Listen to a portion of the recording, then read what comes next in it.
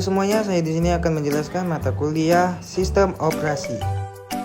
Sebelumnya, perkenalkan nama saya Raffles Avanda Fauzan. Tanpa basa-basi, kita akan masuk ke pembahasan yang pertama. Yang pertama yaitu pengantar mata kuliah Sistem Operasi. Materi ini memperkenalkan perjalanan belajar tentang inti sistem komputer modern, termasuk aturan, penilaian, dan ekspektasi semester. Tujuan pembelajaran yaitu mengeksplorasi pentingnya sistem operasi OS dalam komputer. Baiklah, masuk ke tujuan mata kuliah yaitu memahami konsep dasar, mengetahui fungsi dan peran, analisis dan implementasi, menghubungkan teori dengan praktik. Memahami konsep dasar yaitu menguasai prinsip fundamental OS dan arsitekturnya. Mengetahui fungsi dan peran yaitu memahami pengelolaan sumber daya dan interaksi dengan aplikasi. Analisis dan implementasi mampu menganalisis masalah dan menerapkan konsep OS secara praktis. Menghubungkan teori dengan praktik yaitu mengaplikasikan pengetahuan teori ke penggunaan komputer sehari-hari. Masuk ke pembahasan berikutnya yaitu manfaat mempelajari sistem operasi. Fondasi akademis itu adalah dasar untuk mata kuliah lanjutan seperti jaringan komputer, keamanan cyber, dan pemrograman sistem. Pemahaman teknis yaitu memahami kerja internal, perangkat, dan optimasi performa. Pengembangan software dapat membantu troubleshooting dan pengembangan aplikasi efisien. Dan terakhir yaitu relevansi karir. Sangat dibutuhkan di IT dari administrator, sistem hingga software engineer. Masuk ke pembahasan agenda materi. Agenda materi yaitu ada 4 agenda materi. Yang pertama adalah pengertian sistem operasi. Ini adalah definisi dan karakteristik utama. Kedua, fungsi sistem operasi. Peran dalam mengelola sumber daya komputer. Ketiga, yaitu sejarah perkembangan. Evolusi OS dari masa ke masa hingga modern. Keempat, yaitu konsep dasar adalah prinsip fundamental sebagai landasan OS. Masuk ke pengenalan sistem operasi, yaitu perangkat lunak, sistem yang mengelola sumber daya perangkat keras komputer dan menyediakan layanan umum bagi program aplikasi. Peran utama yaitu resource manager, mengelola sumber daya secara efisien. Control program mengendalikan eksekusi program aplikasi. Perantara menghubungkan pengguna dengan perangkat keras. Fungsi utama sistem operasi yaitu ada 6 bagian. Bagian tersebut adalah memanajemen proses, memanajemen memori, memanajemen perangkat, memanajemen file, keamanan, dan antar pengguna. Untuk pengertian pertama yaitu manajemen proses, mengatur eksekusi program multitasking dan sinkronisasi antar proses.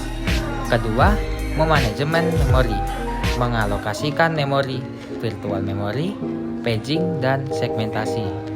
Ketiga, memanajemen perangkat, mengatur interaksi hidup dan mati, misalnya keyboard, printer, dan disk melalui driver. Keempat, manajemen file, sistem file untuk penyimpanan akses, proteksi, dan organisasi data. Kelima, keamanan, mengatur hak akses pengguna dan melindungi dari ancaman. Dan yang terakhir yaitu keenam, antarmuka pengguna, menyediakan CLI atau Command Line Interface, dan GUI yaitu Graphical User Interface untuk interaksi. Masuk ke pembahasan sejarah perkembangan sistem operasi. Dari generasi pertama dari 1945 sampai 1955. Komputer masih tabung vakum tanpa iOS, program dijalankan via kabel dan switch. Generasi kedua dari 1955 sampai 1965. Batch processing system dengan punch card, iOS sederhana untuk batch. Generasi ketiga dari 1965 sampai 1980. Multi-programming dan time sharing. Lahirnya Unix untuk menjalankan beberapa program sekaligus. Generasi keempat dari 1980 sampai tahun 2000. Era PC dan GUI muncul. MS-DOS, Windows, Mac OS, dan antarmuka grafis. Generasi terakhir yaitu generasi kelima tahun 2000 sampai sekarang. Mobile dan cloud computing. Android, iOS, virtualisasi, cloud, US, dan IoT sudah ada di zaman ini. Memasuki bagian konsep dasar sistem operasi. Ada komponen inti yaitu dibagi menjadi 3, yaitu kernel, inti OS yang mengontrol hardware. Kedua, sistem call, komunikasi aplikasi dengan kernel. Driver, penghubung OS dengan perangkat keras. Mode operasi ada 2, yaitu user mode, aplikasi dengan hak akses terbatas. Kernel mode, akses penuh ke instruksi kritis. Dan proses dan thread. Proses adalah program yang sedang dieksekusi. Thread adalah unit eksekusi terkecil dalam proses.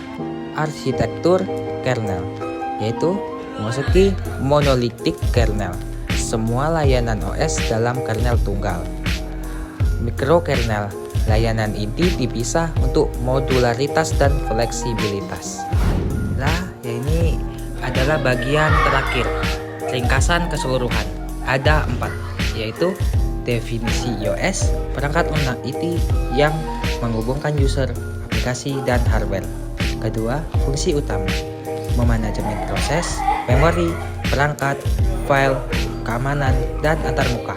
Ketiga, evolusi, dari batch processing hingga mobile atau cloud computing.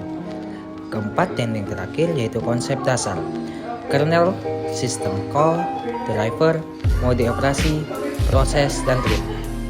Kesimpulan dari semua yaitu adalah OS adalah fondasi efisiensi dan keamanan komputer modern.